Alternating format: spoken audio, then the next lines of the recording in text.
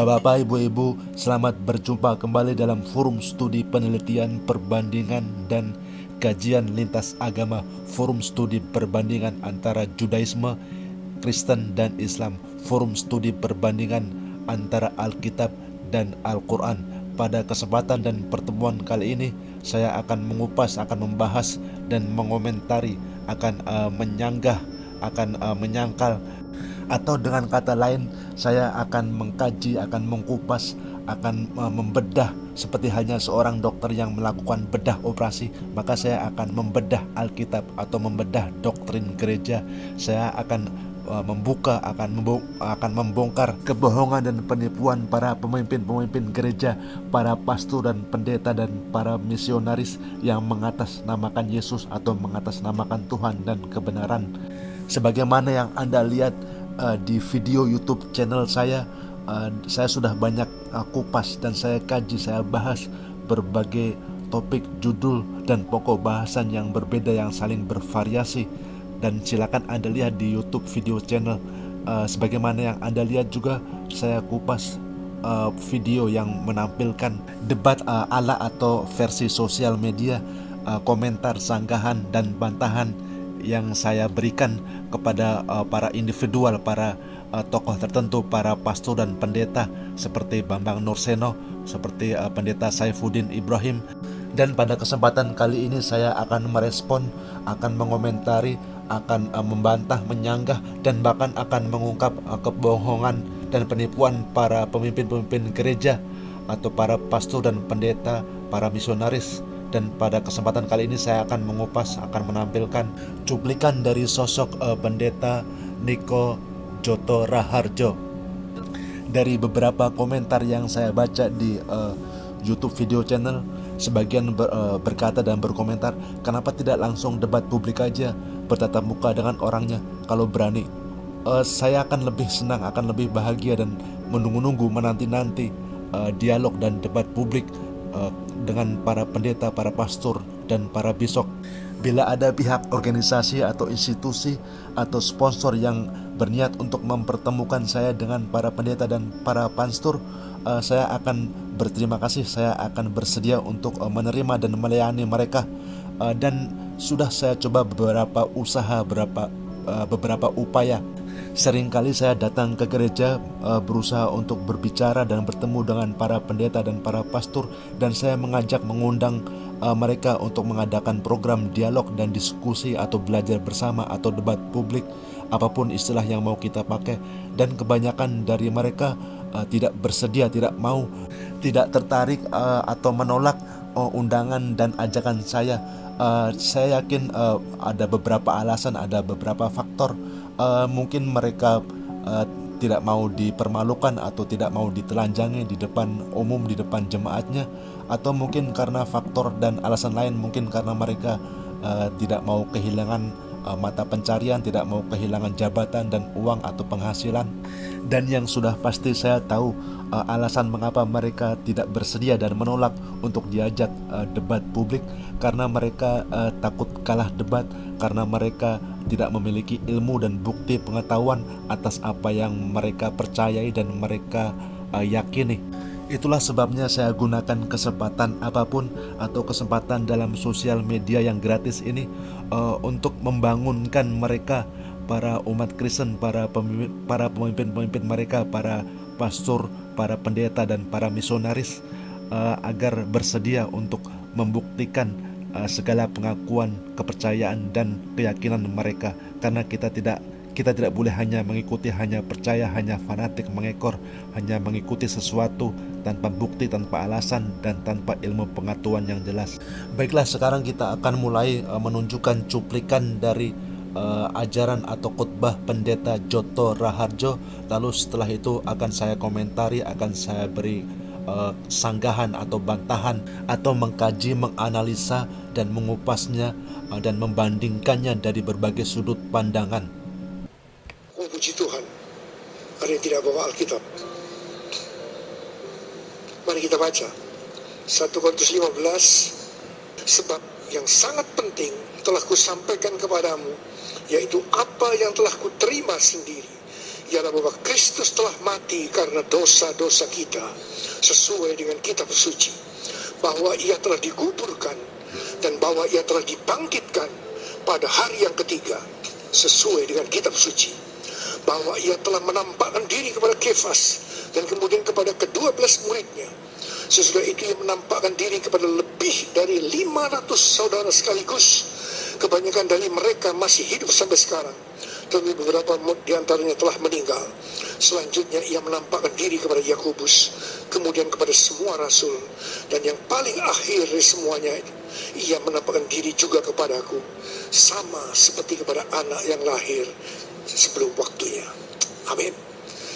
Baiklah Bapak-bapak, Ibu-ibu, hal pertama yang harus Anda ketahui dan harus Anda perhatikan adalah bahwa Pastor Niko mengutip ayat 1 Korintus 15. Itu 1 Korintus 15 itu adalah surat dan tulisan Paulus.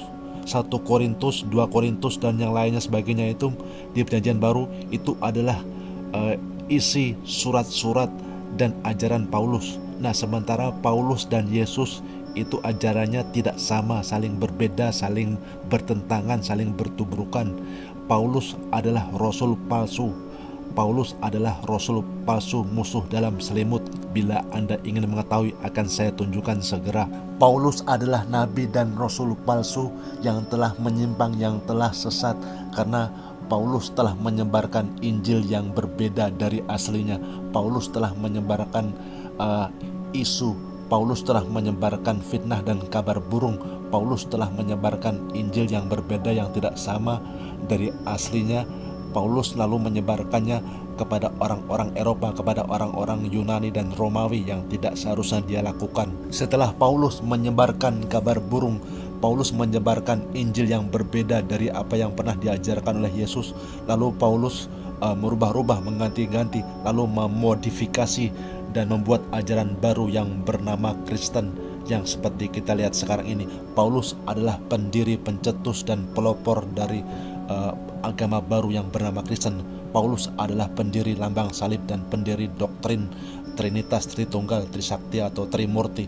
Paulus adalah pendiri agama Kristen. Bapak, Ibu-ibu, itulah tadi gambaran garis besar yang mau saya sampaikan, bahwa lambang salib atau agama Kristen tidak ada hubungannya sama sekali dengan ajaran dan jati diri Yesus. Yesus bukan seorang Kristen. Yesus tidak pernah mengajarkan agama Kristen. Agama Kristen atau lambang salib yang kita kenal saat ini adalah ciptaan, karangan dan buatan Paulus. Doktrin Trinity, Trilogi, Trimurti, Trinitas, Tritunggal atau Trisakti, semuanya itu adalah hasil pewarisan, hasil peninggalan budaya nenek moyang bangsa-bangsa kuno, bangsa-bangsa penyembah berhala yang dicontek, yang ditiru, yang dijiplak dan dikopi oleh Paulus, yang juga didukung dan disokong oleh pemerintahan kerajaan dan kekaisaran Romawi. Bapak-bapak, Ibu-ibu, itulah tadi inti dasar dan garis besarnya apa yang ingin saya sampaikan, yang merupakan fakta dan realitas sejarah. Di saat saya berbicara dan menyampaikan pernyataan, pada saat bersamaan juga saya cantumkan referensi ayat dan pasal. Jadi silakan Anda buka Alkitab. Saudara, Alkitab katakan Tuhan Yesus mati karena dosa-dosa kita. Saudara, seperti apa yang Alkitab katakan, karena begitu besar kasih Allah akan dunia ini, sehingga dia mengaruniakan anaknya yang tunggal. Namanya siapa? Namanya siapa? Yesus. Baiklah Bapak-bapak, Ibu-ibu, ini adalah salah satu kebodohan dan kesalahan besar para pendeta, para pastor dan para misionaris atau umat Kristen secara umum dalam menilai, dalam memahami dan dalam melihat realitas Alkitab. Bapak-bapak, Ibu-ibu, di dalam buku yang bernama Alkitab, di sana di dalamnya banyak sekali beragam dan bermacam-macam tulisan yang saling bercampur aduk menjadi satu. Di sana ada ucapan dan perkataan Tuhan, di sana ada ucapan dan perkataan Yesus, di sana juga sebagian ada ucapan dan perkataan murid-murid Yesus, di sana sebagian juga ada ucapan para sejarawan. Buku yang ditulis oleh 40 orang yang saling berbeda, yang sumbernya pun tidak jelas. Lalu ketika Anda membuka Perjanjian Baru, dalam Perjanjian Baru cuma ada 4 Injil. Ada Injil Matius, ada Injil Lukas, ada Injil Markus, dan ada Injil Yohanes. Lalu pertanyaannya adalah, lalu di mana Injil Yesus? Di mana Injil Yesus? Kenapa cuma ada 4 Injil? Di mana Injil Yesus yang sebenarnya? Lalu setelah itu 70-80% dalam Perjanjian Baru lebih banyak diisi, dibajak, dikorupsi, dikuasai, didominasi oleh tulisan-tulisan dan karangan Paulus. Sementara Paulus adalah nabi palsu, serigala berbulu domba. Paulus adalah musuh dalam selimut. Paulus adalah musuh Yesus yang telah merubah-rubah, yang telah mengganti. Paulus telah merusak hukum Tuhan dan merusak ajaran asli Yesus. Paulus telah merusak dan merubah-rubah ajaran asli Yesus dan menggantinya dengan ajaran fiksi, ajaran tahayul, ajaran imajinasi belaka, ajaran singkat dan potong jalan, doktrin salib dan penebusan dosa. Saudara, seperti apa yang Alkitab katakan. Saudara, seperti apa yang Alkitab katakan. Saudara, seperti apa yang Alkitab katakan. Saudara, seperti apa yang Alkitab katakan. Saudara, seperti apa yang Alkitab katakan. Baik, sebagaimana yang Pastor Niko katakan, saudara, sebagaimana yang Alkitab katakan. Ini adalah pernyataan yang tidak bermutu, yang tidak berbobot, dan dangkal pemikirannya. Kalau kita bilang sebagaimana yang Alkitab katakan, nah ini maksudnya apa? Di dalam Alkitab itu kan banyak sekali bermacam-macam tulisan dan campur tangan yang saling campur aduk. Di dalam Alkitab itu banyak sekali tulisan dan karangan manusia yang sudah saling tercampur aduk. Dalam Alkitab ada sebagian porsi yang asli yang bisa dipercaya, dan ada lagi sebagian porsi yang palsu yang tidak bisa dipercaya. Dalam Alkitab ada sebagian porsi yang benar dan sebagian lagi ada yang tidak benar. Dalam Alkitab ada sebagian porsi yang bisa dipercaya dan sebagian lagi ada yang sudah tercemar, yang sudah terkorupsi dan tercampur tangan dengan tulisan manusia. Dalam Alkitab ada ucapan dan perkataan Tuhan. Dalam Alkitab juga ada ucapan dan perkataan Yesus yang cuma berapa persennya. Lalu dalam Alkitab ada tulisan dan karangan oleh orang-orang tertentu yang tidak jelas status dan identitasnya. Lalu sebagian besar lagi dalam Alkitab dikuasai dan didominasi oleh Paulus, rasul palsu, serigala berbulu domba yang telah merusak ajaran asli Yesus. Bahkan dalam Alkitab juga ada beberapa porsi yang isinya sangat tidak pantas, kata-kata dan kalimat yang sangat vulgar, kata-kata yang tidak pantas, yang tidak sopan, kata-kata yang berbau birahi dan seksual yang tidak seharusnya dan tidak sepantasnya disebutkan dan dicantumkan dalam Alkitab sebagai kitab suci, kitab kudus, sebagaimana yang akan saya tunjukkan. Yesaya 7 ayat 20. Pada hari itu, dengan pisau cukur yang dipinjam dari seberang sungai Frat, ini Raja Asyur, Tuhan akan mencukur kepala dan bulu paha. Bahkan pisau itu akan melenyapkan janggut juga. Sebagaimana yang Anda lihat, konsep identitas dan jati diri Tuhan dalam Alkitab, Tuhan Sang Maha Pencipta alam semesta, yang Maha Kudus, yang Maha Suci, Maha Bijaksana, Tuhan digambarkan dalam Alkitab dan disamakan seperti sosok manusia yang sedang mencukur bulu kepala, bulu paha, dan mencukur jenggotnya. Ini Tuhan macam apa? Amsal 31 ayat 6. Berikanlah minuman keras itu kepada orang yang akan binasa, dan anggur itu kepada yang susah hati. Biarlah ia minum dan melupakan kemiskinannya, dan tidak lagi mengingat kesusahannya. Ini lagi kata-kata kalimat saran dan nasihat yang tidak benar dalam Alkitab. Katanya kalau orang lagi sakit sekarat dan sudah mau mati, suruh aja minum minuman keras. Ini kan tidak benar. Kita tahu di mana-mana kalau ada orang sakit yang parah dan sekarat, kalau bisa diobati, dikasih obat, disuruh minum madu, disuruh minum susu, atau suruh minum vitamin, atau disuruh minum ramu-ramuan, jamu-jamuan agar cepat sembuh. Ini kok malah disuruh minum minuman keras. Ini kan tidak benar namanya. Yesaya 20 ayat 3. Berfirmanlah Tuhan, seperti hambaku Yesaya berjalan telanjang dan tidak berkasut 3 tahun lamanya sebagai tanda dan alamat terhadap Mesir. Kalau Yesaya adalah seorang nabi dan rasul, orang yang soleh, hamba Tuhan, terus kenapa dia harus berjalan telanjang tanpa alas kaki selama 3 tahun lagi? Emangnya kurang kerjaan apa? Yehezkiel 23. Mereka bersundal pada masa mudanya, di sana susunya dijamah-jamah dan dada keperawanannya dipegang-pegang. Ia birahi kepada kawan-kawannya bersundal, yang auratnya seperti aurat keledai dan jakarnya seperti jakar kuda. Engkau menginginkan kemesuman masa mudamu, waktu orang Mesir memegang-megang dadamu dan menjamah-jamah susu kegadisanmu. Saudara, seperti apa yang Alkitab katakan. Saudara, seperti apa yang Alkitab katakan. Saudara, seperti apa yang Alkitab katakan. Saudara, seperti apa yang Alkitab katakan.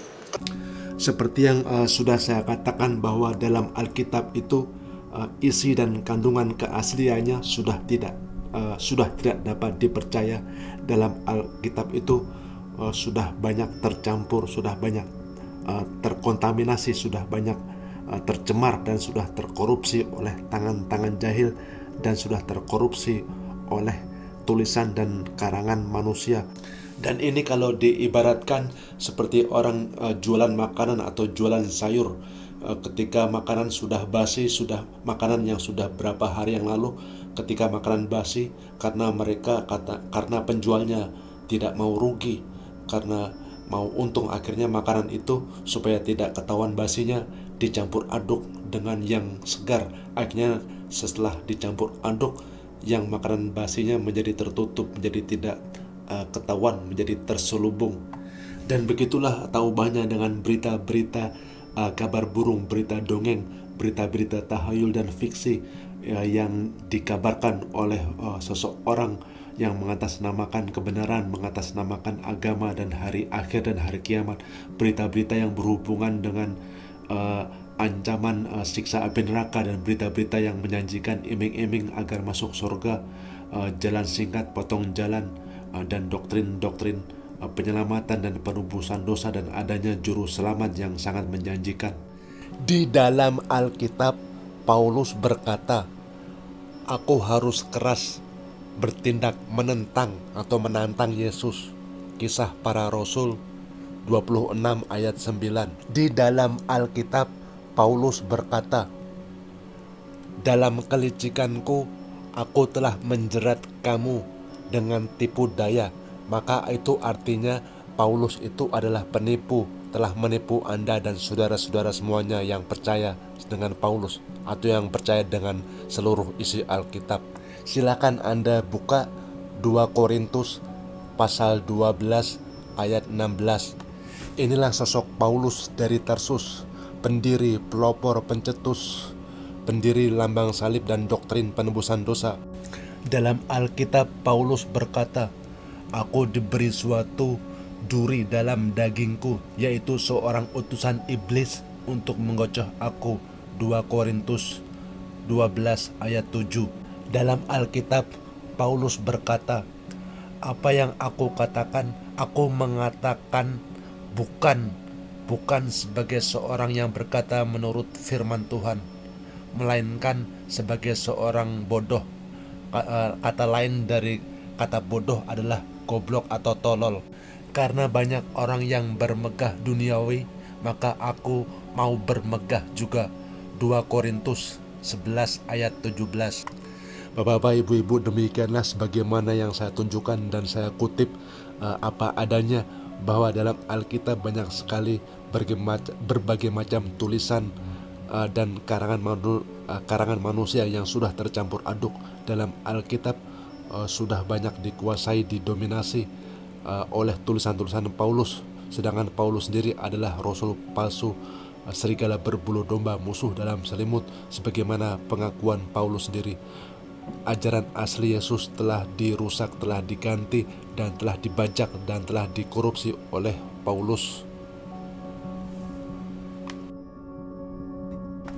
Bapak-bapak, ibu-ibu, itulah sebabnya ketika kita mau belajar Alkitab, ada metode penelitian, ada cara dan ada peraturan, ada ketentuan yang harus kita ketahui, yang harus kita laksanakan dalam mempelajari Alkitab, dalam melacak dan dalam mencari kebenaran Yesus. Ada metode dan cara yang harus kita ketahui, yaitu kita harus memilih-milih, kita harus menyeleksi, kita harus menyortir, dan harus kita kelompokkan. Ucapan dan perkataan Yesus harus dipisah dengan ucapan Paulus. Ucapan dan perkataan Yesus harus dipisah, harus dikelompokkan tersendiri dan letakkan pada tempatnya. Sementara ucapan dan perkataan Paulus harus dipisah dan harus diletakkan pada tempatnya pada warna merah. Sedangkan ucapan dan perkataan Yesus dikelompokkan tersendiri, diklasifikasikan dan diletakkan pada warna hijau. Namun sebaliknya, bapak-bapak, ibu-ibu, seandainya Anda tahu apa yang terjadi dalam fakta dan realitasnya, lambang salib itu adalah lambang kejahatan, lambang kemunafikan. Lambang salib itu adalah lambang antikristus. Lambang salib itu adalah lambang Paulus dan sama sekali tidak ada hubungannya dengan Yesus. Karena di sana inti dan dasarnya adalah memutarbalikkan dan menyampur adukan antara jalan kebenaran dan jalan kebohongan. Jalan kebenaran diwakili oleh kebenaran ucapan Yesus, sementara jalan kebohongan adalah semua ucapan dan perkataan Paulus. Ketika ucapan Yesus dan ucapan Paulus dicampur aduk menjadi satu, maka menjadi terpelintir, menjadi terbelilit, menjadi terputar balik. Yang benar menjadi kelihatan salah, yang salah menjadi kelihatan benar, yang kebenaran Yesus telah tertutup, telah terselubung, dan telah dikelabui oleh kebohongan Paulus. Bapak, ibu-ibu, sebagaimana yang sudah saya katakan, bahwa salah satu metode untuk mencari, untuk melacak kebenaran Yesus, kita harus mencortir, kita harus memilih-milih, kita harus mengelompokkan dan mengklasifikasikan. Ucapan dan perkataan Yesus harus dipisah dengan ucapan dan perkataan Paulus.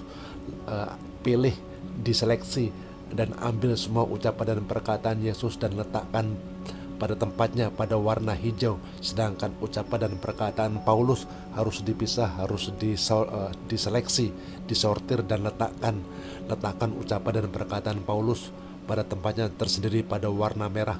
Bila Anda perhatikan warna hijau dan merah, ini adalah metode dan prinsip yang sangat mudah dan sederhana.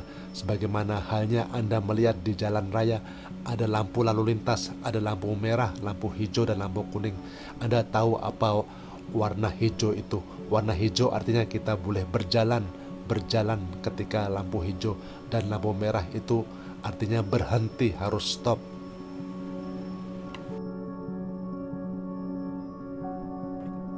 Bapak, ibu-ibu, demikianlah pada hakikatnya nilai-nilai dan prinsip dari suatu kebenaran itu. Kebenaran itu adalah mengembalikan sesuatu sesuai pada tempatnya. Kebenaran itu adalah meletakkan dan mengembalikan sesuatu sesuai pada tempatnya. Dari prinsip dan dasar ini kita bisa berlanjut dan bisa memahami lebih masuk akal, lebih mudah ketika Yesus mengatakan dan perkataan, "Akulah jalan kebenaran, akulah cahaya hidup, akulah jalan kebenaran. Tidak ada orang yang pergi ke Bapa kecuali melalui aku." Dan sementara menyampur adukan dua hal yang saling bertentangan, yang saling berlawanan dan saling bertubrukan, itu dengan sendirinya adalah suatu kebodohan, suatu kebohongan, suatu penipuan. Dan menyampur adukan dua hal yang saling bertentangan, hal itu menjadi membingungkan dan akhirnya digunakan orang untuk mengelabui dan membodohi masyarakat, seperti yang dilakukan dan dikatakan oleh para pastor dan para pendeta, para misionaris dan pemimpin gereja ketika mereka mengatakan, "Wah saudara, sebagaimana yang Alkitab katakan, ini kan tidak bermakna, tidak berbobot, dan tidak bermutu." Di dalam Alkitab itu banyak sekali tulisan yang campur aduk, menjadi satu seperti gado-gado. Para pastor dan pendeta, para pemimpin gereja, mereka sama sekali tidak peduli dengan latar belakang sejarah, asal-usul pembukuan dan penjilitan Alkitab, mana yang merupakan ucapan Yesus, mana yang bukan, mana yang ucapan Paulus, ucapan siapa ini, ucapan siapa itu. Mereka benar-benar tidak peduli. Mereka hanya peduli dan mikirin soal materi duniawi, mikirin soal penghasilan dan pendapatan pada hari Minggu dari masyarakat dan para jemaatnya. Seperti apa yang Alkitab katakan, saudara, seperti apa yang Alkitab katakan, saudara, seperti apa yang Alkitab katakan, saudara, Alkitab katakan, Tuhan Yesus mati karena dosa-dosa kita. Saudara, sebagaimana halnya yang Alkitab katakan, lagi-lagi sebagaimana yang saya bilang, ini adalah pernyataan yang tidak bermutu, pernyataan yang tidak berbobot, pernyataan yang cetek dan dangkal, pernyataan yang tidak didasari oleh ilmu pengetahuan yang mendalam. Di dalam Alkitab itu kan sangat luas, sangat umum. Jadi kalau kita mengatakan sebagaimana yang Alkitab katakan, ini sama saja kita menyamaratakan, menyampur adukan dan menyamaratakan segala sesuatu dalam Alkitab. Ide, berita, dongeng, dan tahayul, ajaran fiksi yang mengatakan bahwa Yesus itu adalah Tuhan, terus mati disalib sebagai penembus dosa, itu semuanya ada dalam tulisan-tulisan dan dalam surat-surat Paulus. Sementara Paulus mengatakan bahwa apa yang dia katakan, apa yang dia sebarkan adalah merupakan tipu daya.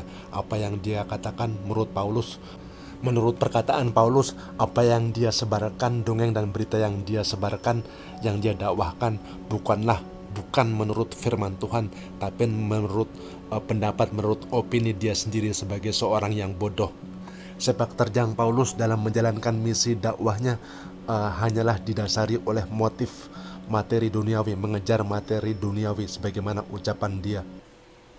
Saudara, seperti apa yang Alkitab katakan, karena begitu besar kasih Allah akan dunia ini, sehingga dia mengaruniakan anaknya yang tunggal. Namanya siapa? Namanya siapa? Yesus, supaya setiap orang yang percaya kepada Yesus tidak binasa, melainkan beroleh hidup yang kekal. Saudara, pertanyaannya, ada apa dengan manusia sehingga Tuhan Yesus harus datang ke dalam dunia ini? Alkitab katakan, semua orang telah berbuat dosa dan telah kehilangan kemuliaan Allah. Upah dosa adalah maut, mati. Tetapi dia, Yesus yang tidak berdosa, telah dijadikan dosa oleh karena kita semua. Ayo bapak-bapak, ibu-ibu, silakan Anda pikir dan Anda teliti sendiri. Anda pikir sendiri, jangan cuma ikut-ikutan, jangan cuma percaya-percaya dibohongi sama orang. Dia bilang Yesus itu tidak berdosa, terus sekarang mau dibikin dosa. Terus gimana logikanya? Yesus itu kan orang baik-baik, Yesus itu kan bukan penjahat, Yesus itu tidak melakukan kesalahan dan tidak kriminal. Sekarang kalau Yesus itu orang baik-baik, tidak berdosa, bukan penjahat, terus ngapain Yesus mau disuruh bertanggung jawab menanggung dosa dan kesalahan orang lain?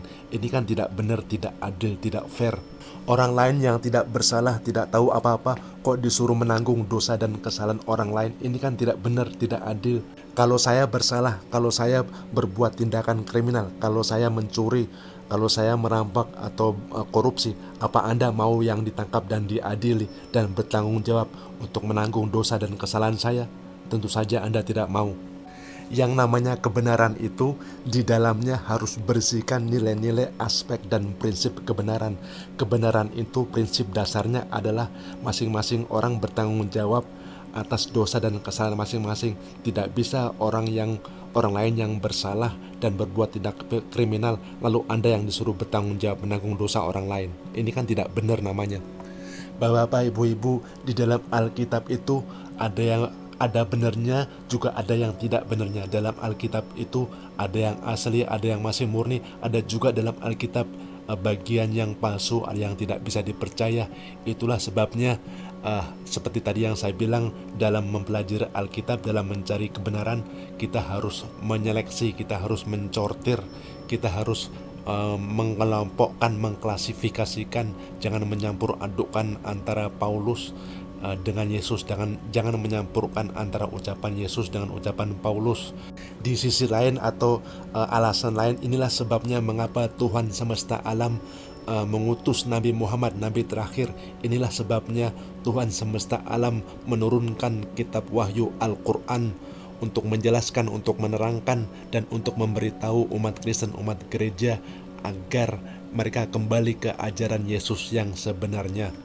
Islam itu adalah satu-satunya jalan kebenaran, dan kebenaran itu memiliki dasar, prinsip-prinsip, dan kaidah.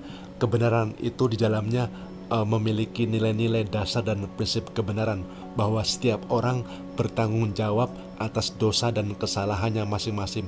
Di dalam kebenaran itu harus berisi keadilan. Kalau tidak ada keadilan, maka tidak ada kebenaran.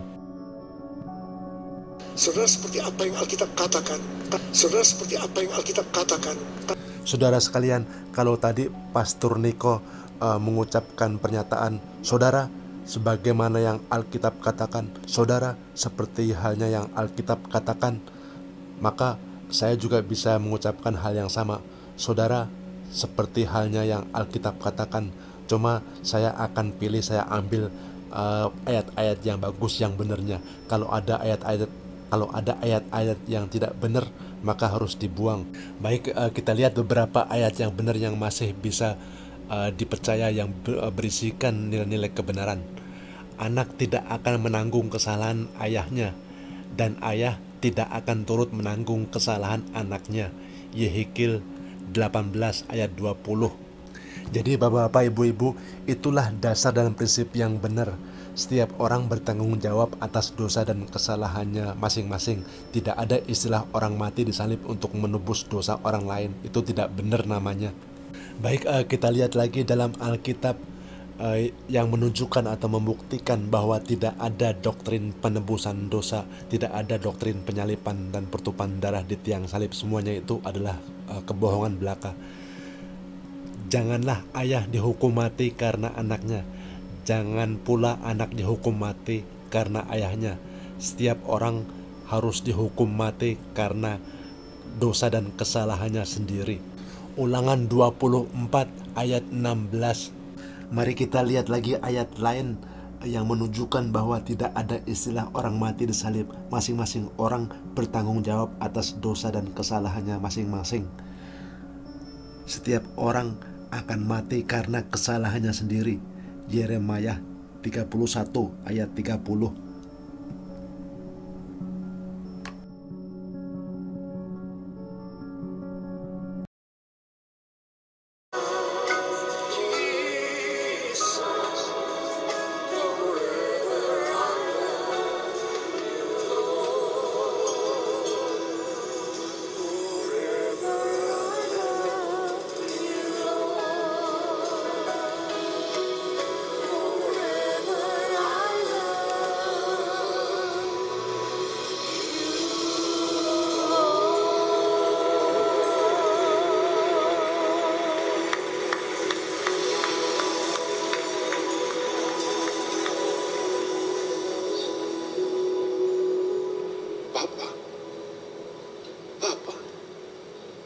Engkau hadir di tempat ini.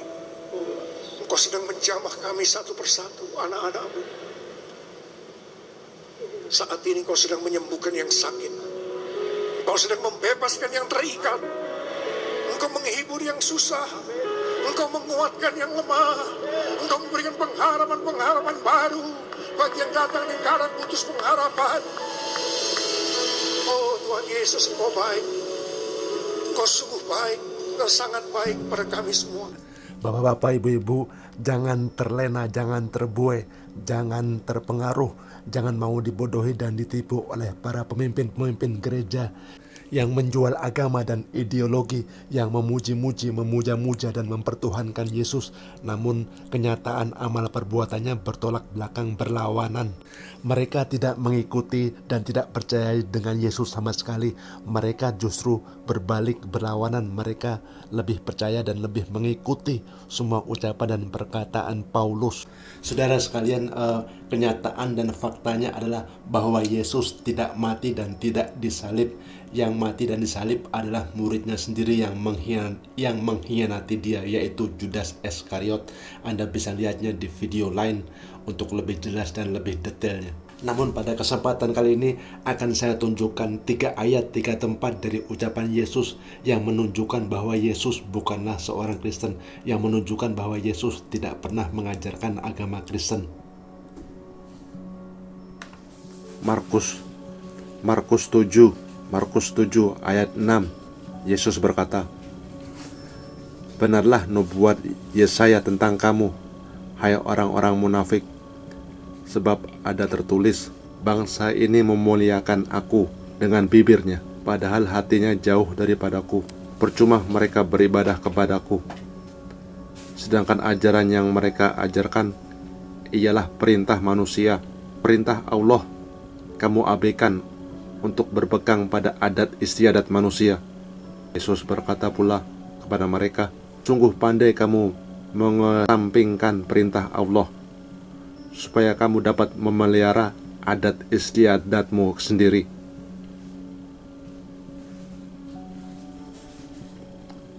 Ayat 13, "Demikian firman Allah kamu nyatakan tidak berlaku demi adat istiadat yang kamu ikuti itu, dan banyak hal lain seperti itu yang kamu lakukan." Dalam nama Yesus kami berdoa, bersama-sama katakan, berikan tepuk tangan sekali lagi buat Tuhan. Lebih keras lagi. Lebih keras lagi buat Tuhan Yesus. Katakan, berikan tepuk tangan buat Tuhan Yesus. Oh, haleluya. Yes, haleluya. Yesus. Yesus. Yesus. Yesus. Amin. Silakan duduk, saudara. Shalom, saudara dikasih Tuhan. Ada berapa banyak yang mengasihi Tuhan Yesus? Mari yang mengasihi Tuhan Yesus, kita buka Alkitab 1 Yohanes pasal yang kedua ayat yang ke-6.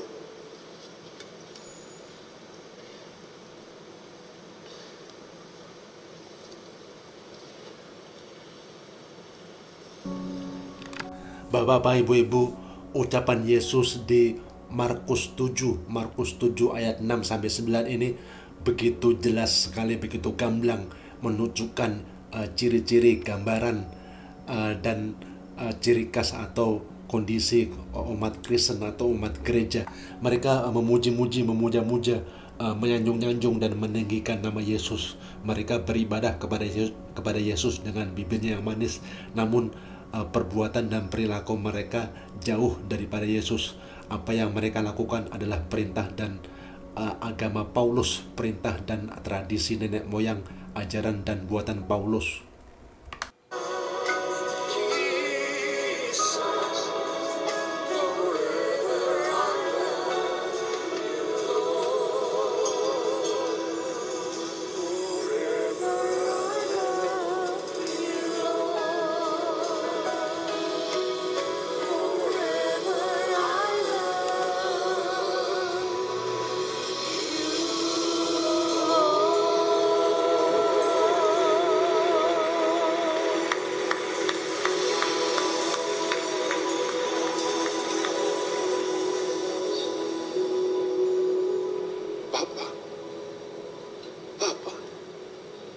Engkau hadir di tempat ini.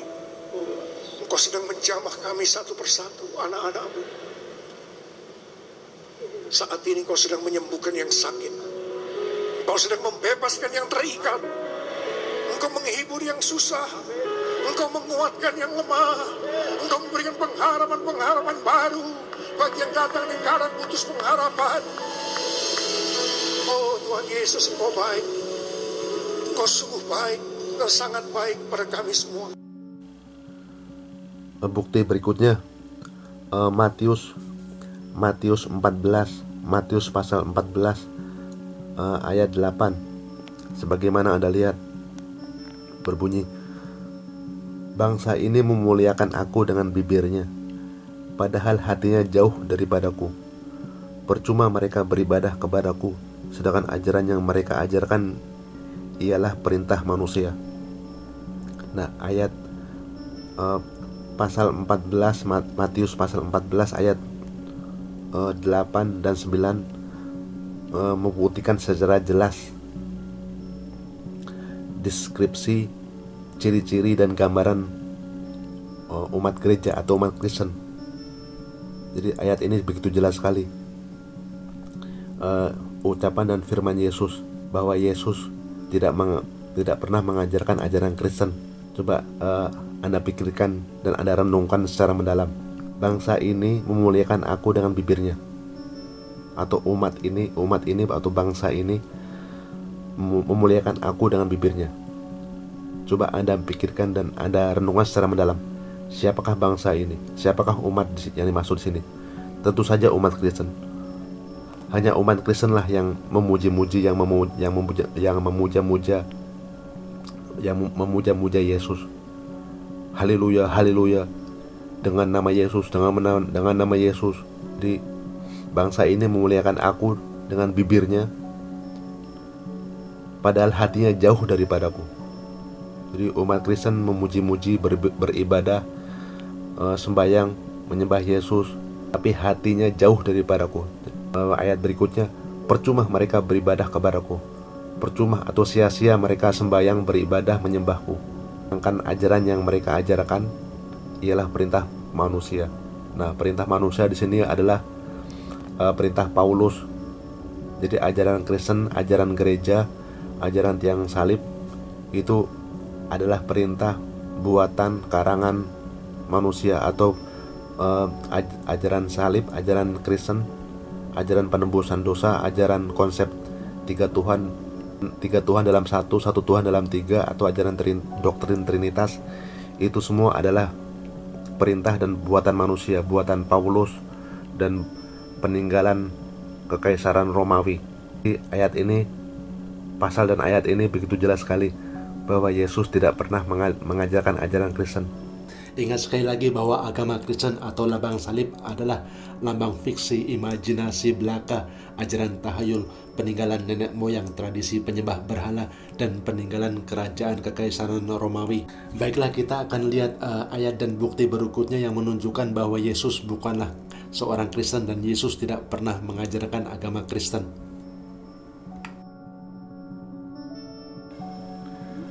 Sekali lagi, Matius pasal 7 ayat 22 berbunyi, pada hari terakhir banyak orang berseru kepadaku, Tuhan, Tuhan. Coba aja saudara-saudara pikirkan mendalam, siapakah banyak orang di sini? Pada hari terakhir banyak orang berseru kepadaku, Tuhan, Tuhan. Yang pertama, banyak orang di sini, ciri-ciri dan deskripsinya pas sekali. Mereka adalah umat gereja, umat Kristen, bukan umat Hindu, bukan umat Buddha, bukan umat Muslim. Umat Hindu tidak beribadah, tidak menyembah Yesus. Umat Buddha juga tidak beribadah dan menyembah Yesus. Umat Islam juga tidak beribadah dan menyembah Yesus. Nah, satu-satunya orang yang menyembah dan berseru kepada Yesus, satu-satunya umat yang berseru dan beribadah kepada Yesus adalah umat Kristen.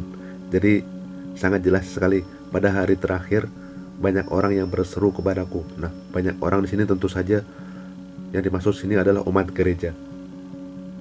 Pada hari terakhir banyak umat Kristen, banyak umat gereja yang berseru kepadaku, Tuhan, Tuhan. Pada hari terakhir banyak orang akan berseru kepadaku, Tuhan, Tuhan.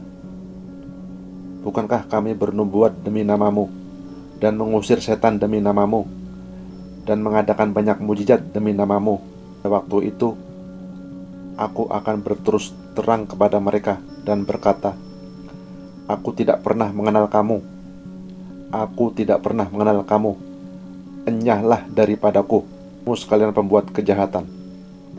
Matius 7 ayat 21 dan 22 juga lebih jelas dan lebih gamblang lagi, menggambarkan ciri-ciri, deskripsi dan gambaran umat gereja atau umat Kristen, para pendeta dan para pastor, para misionaris yang melakukan kegiatan kebaikan, mengatasnamakan Yesus. Mereka pergi ke sana ke sini melakukan bantuan sosial, melakukan bantuan terhadap sesama, mengatasnamakan Yesus. Mereka melakukan mujizat dan penyembuhan mengatasnamakan Yesus. Mereka berkhotbah, berdakwah dan mengatakan mengusir setan mengatasnamakan Yesus. Tapi apa yang dikatakan Yesus? Mereka akan diusir nanti pada kedatangan Yesus yang kedua. Nanti menjelang kedatangan hari kiamat, di hari kedatangan Yesus yang kedua, mereka akan diusir, akan ditolak, karena Yesus tidak mengenal mereka. Yesus tidak pernah mengajarkan agama Kristen. Agama Kristen adalah ciptaan dan buatan Paulus dan peninggalan kerajaan Romawi. Agama Kristen dan lambang salib adalah lambang tradisi budaya nenek moyang para penyembah berhala. Bapak, Ibu-ibu, hal lain yang mau saya sampaikan adalah bahwa dalam Alkitab bahasa Inggris ada Alkitab versi Alkitab yang dinamakan Red Letter Bible atau Alkitab warna merah. Dalam Alkitab tersebut, dalam Red Letter Bible, dalam Alkitab tersebut, yang menarik adalah bahwa semua ucapan dan perkataan Yesus dicetak dalam warna merah. Ini menunjukkan bahwa artinya tidak semua ucapan dalam perkataan Alkitab itu merupakan ucapan Yesus. Dalam Alkitab itu di sana ada ucapan dan perkataan Tuhan. Dalam Alkitab itu di sana ada ucapan dan perkataan Yesus. Dalam Alkitab itu di sana ada ucapan dan perkataan murid-murid Yesus. Dalam Alkitab itu di sana juga ada ucapan dan perkataan orang lain yang tidak diketahui identitas dan sumbernya. Lalu dalam Alkitab juga ada ucapan dan perkataan Paulus yang tadi saya bilang mendominasi, menguasai sekitar 80% dari isi perjanjian baru. Itulah sebabnya tadi saya jelaskan bahwa dalam mempelajari Alkitab, dalam mencari dan melacak kebenaran Yesus, kita harus mensortir, kita harus memilih-milih, kita harus mengelompokkan dan mengklasifikasinya dan memisahkan antara ucapan Yesus dan ucapan Paulus. Bapak, Ibu, hal lain yang mau saya sampaikan adalah banyak sekali orang yang mempercayai dan meyakini sesuatu tanpa bukti, tanpa ilmu dan tanpa pengetahuan yang jelas. Mereka bahkan mengenakan lambang salib di leher mereka sebagai kalung, tapi mereka tidak mengerti, tidak paham apa yang mereka kenakan. Mereka mengira dan menyangka bahwa lambang yang mereka kenakan adalah lambang yang bagus, lambang yang menandakan kemuliaan, kebenaran, dan kemenangan serta cahaya, tapi mereka tidak sadar arti, makna, dan sejarah di balik lambang tersebut. Seandainya orang tahu dan sadar di balik fakta dan realitas dari lambang dan bentuk salib, lambang salib tidak lain adalah lambang kejahatan, lambang pembunuhan terhadap niat dan rencana pembunuhan terhadap orang yang tidak bersalah. Bapak, Ibu-ibu, coba saja Anda pikirkan, Anda renungkan, dan Anda teliti, Anda lacak kebenarannya.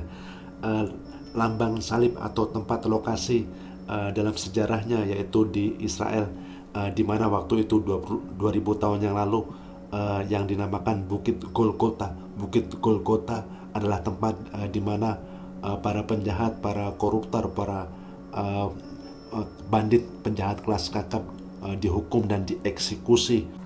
Dengan mempercayai dan meyakini, dengan menempatkan Yesus dan meletakkan Yesus pada tempat yang salah, pada tempat dan tiang salib ini, sama saja kita merendahkan dan menghina Yesus, karena Yesus itu orang mulia. Yesus tidak bersalah, tidak berbuat tindakan kriminal. Kenapa dia harus dihukum dan dieksekusi? Nah, ini dengan sendirinya tidak logika dan tidak masuk akal. Lagi-lagi disinilah poin dan kesimpulannya. Kalau Yesus itu orang baik-baik, kalau Yesus itu orang mulia, kalau Yesus itu tidak berbuat tindak kriminal, kenapa dia harus dipukuli, harus ditonjoki, harus diludahi, disiksa, digantung, dan mau dibunuh untuk menanggung dosa dan kesalahan orang lain? Ini jelas tidak benar, tidak logika, dan tidak adil, tidak fair sama sekali.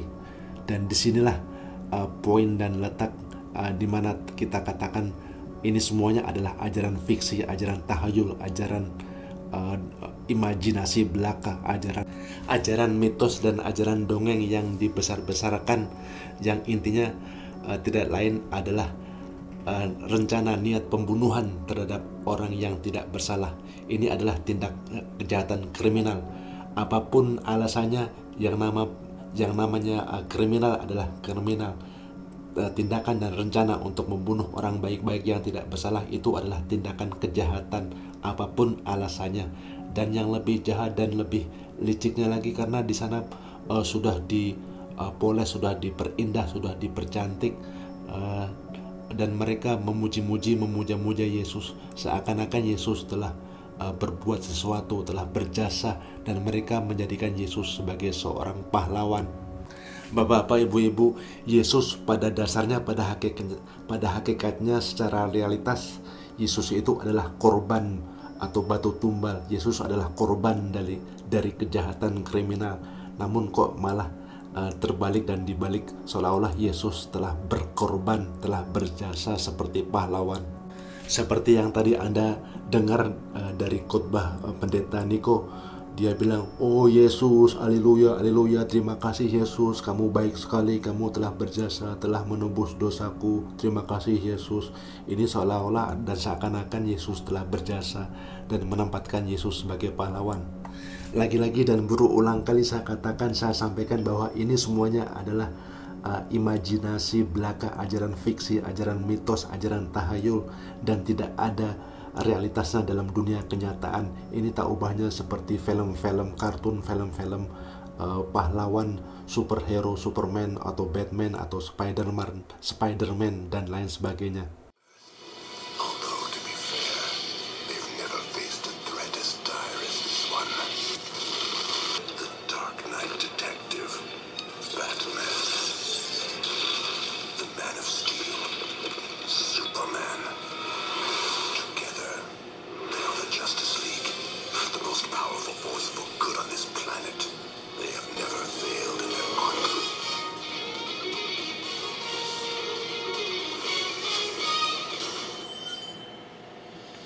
Bapak-bapak, ibu-ibu, coba saja Anda pikirkan mana ada tokoh dan sosok Superman yang sebenarnya, orang yang bisa terbang ke sana kemari, terus bisa loncat ke sana kemari seperti Spiderman. Itu kan semuanya hanya tokoh-tokoh ilusi, tokoh-tokoh film kartun, dan semuanya hanyalah tokoh-tokoh yang digambarkan dalam dunia hiburan. Tokoh-tokoh dan sosok jagoan yang dibuat dalam film-film seri yang dibuat oleh para sutradara pembuatan film Hollywood, yang digunakan sebagai dunia hiburan, dunia tontonan untuk mencari keuntungan materi duniawi. Baiklah, bapak-bapak, ibu-ibu, saya akan mengakhiri pertemuan dan pokok bahasan kita kali ini karena saya sudah menyampaikan beberapa poin-poin terpenting yang mau saya sampaikan. Saya menyadari bahwa pokok bahasan dan kajian kristologi ini merupakan pokok bahasan yang sangat sensitif. Mungkin banyak di antara saudara umat Kristen yang mungkin tersinggung atau tidak terima atau marah. Namun bukan itu maksud dan tujuan saya.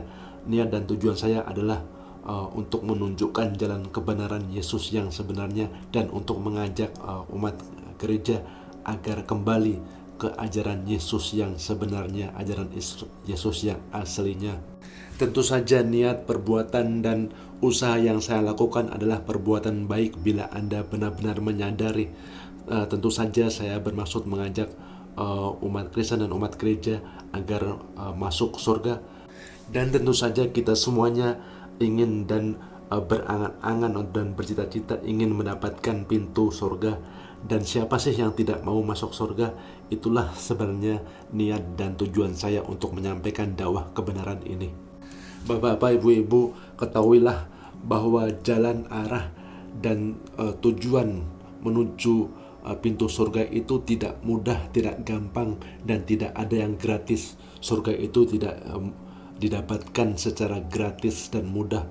Surga itu jalannya mendaki dan menanjak dan sulit, banyak tantangan, banyak rintangan, banyak hambatan, dan banyak tugas dan peraturan yang harus kita lakukan. Sekali lagi, perintah, ajakan, undangan, dan pesan-pesan yang mau saya sampaikan adalah ikutilah ucapan dan perkataan Yesus saja. Jangan ikuti Paulus, jangan ikuti para pemimpin-pemimpin gereja, jangan ikuti para pemimpin dan pemuka agama. Ikutilah perintah, ucapan, dan perkataan Yesus saja. Nah, bila Anda umat Kristen benar-benar jujur mau mengikuti ucapan dan perkataan Yesus, maka saya jamin Anda akan melihat kebenaran Al-Quran dan kebenaran Islam. Hal lain yang mau saya sampaikan juga, karena ajaran asli Yesus telah dirubah-rubah, telah diganti-ganti dan telah dirusak oleh Paulus, maka logikanya secara sederhana Yesus bernubuat, meramalkan, memprediksi dan mengatakan kedatangan Nabi Muhammad. Anda bisa lihatnya secara mendetail, secara jelas, secara menyeluruh di video yang lainnya di YouTube video channel. Namun sebelum saya akhiri pokok bahasan ini, akan saya tunjukkan 2 ayat dari ucapan, perkataan dan pengakuan Paulus. Mudah-mudahan Anda bisa merenung, bisa memikirkan dan mempertimbangkannya, dan bisa berhati-hati dan bisa mengambil keputusan secara bijak. Silakan Anda buka Roma 7 ayat 15. Di sana Paulus pendiri lambang salib berkata dan mengakui perbuatannya. Ayat 19, sebagaimana Anda lihat, sebab bukan apa yang aku kehendaki, yaitu yang baik, yang aku perbuat. Sebab bukan apa yang aku kehendaki, yaitu yang baik, yang aku perbuat, melainkan apa yang tidak aku kehendaki, yaitu yang jahat, yang aku perbuat, yang jahat, yang aku perbuat. Jadi jika aku berbuat apa yang tidak aku kehendaki, maka bukan lagi aku yang memperbuatnya, tetapi dosa yang diam di dalamku. 21, sebagaimana yang Anda lihat, demikianlah aku dapati hukum ini, jika aku menghendaki berbuat apa yang baik, jahat itu ada padaku, yang jahat itu ada padaku. Silakan Anda buka juga 2 Korintus 11 ayat 17. Di sana Paulus pendiri agama Kristen, Paulus pencetus, pelopor dan pendiri lambang salib, berkata dan mengakui perbuatannya. 2 Korintus 11 ayat 17, sebagaimana Anda yang lihat, apa yang aku katakan, aku mengatakannya bukan sebagai seorang yang berkata menurut firman Tuhan, melainkan sebagai seorang bodoh yang berkeyakinan bahwa ia boleh bermegah. Karena banyak orang yang bermegah secara duniawi, aku mau bermegah juga. Bapak-bapak, ibu-ibu, demikianlah yang dapat saya sampaikan, yang dapat saya bagikan, informasi dan ilmu pengetahuan dan jalan kebenaran yang saya dakwahkan. Mudah-mudahan apa yang saya sampaikan, apa yang saya bagikan bisa berguna, bisa bermanfaat bagi bapak-bapak, ibu-ibu semuanya. Ketahuilah bahwa Yesus Kristus itu adalah putra Maryam. Yesus Kristus itu adalah seorang nabi, seorang utusan Tuhan. Yesus memiliki Tuhan. Yesus itu diutus Tuhan kepada umatnya sendiri, yaitu umat Bani Israel. Yesus melakukan banyak penyembuhan dan mukjizat, seperti menghidupkan orang mati, menyembuhkan penyakit lepra, menyembuhkan orang buta, atau melakukan mukjizat berjalan di atas air dan lain sebagainya. Itu semuanya adalah fakta dan realitas. Namun di sisi lain yang tidak benar adalah bahwa Yesus tidak mati dan tidak disalib. Sekali lagi, Yesus itu adalah seorang nabi, seorang rasul. Itu saja, titik. Jangan ditambah dan jangan dikurangi, jangan berlebihan dan jangan terlalu ekstrim. Yesus itu mengajarkan Islam dan dia adalah seorang muslim. Sekali lagi, jangan lupa dan segera kunjungi, lihat di video-video lainnya dengan topik, dengan judul dan pokok bahasan yang saling berbeda dan bervariasi di Heri Kusrianto YouTube channel. Silakan Anda tinggalkan komen, pesan dan pendapat. Bila Anda bersedia, silakan Anda terima, Anda pelajari, Anda terima dan Anda pertimbangkan kebenaran Islam. Bila Anda tidak mau dan tidak bersedia pun terserah Anda, karena setiap manusia diberi kebebasan dan hak untuk memilih jalan hidupnya masing-masing. Demikian saja apa yang dapat saya sampaikan. Mudah-mudahan sekali lagi apa yang saya sampaikan bisa berguna, bisa bermanfaat dan bisa membuka pintu hati bapak-bapak, ibu-ibu sekalian. Sekali lagi, atas nama Asosiasi Studi Penelitian Perbandingan dan Kajian Lintas Agama, saya mengucapkan terima kasih. Salam damai sejahtera. Assalamualaikum warahmatullahi wabarakatuh.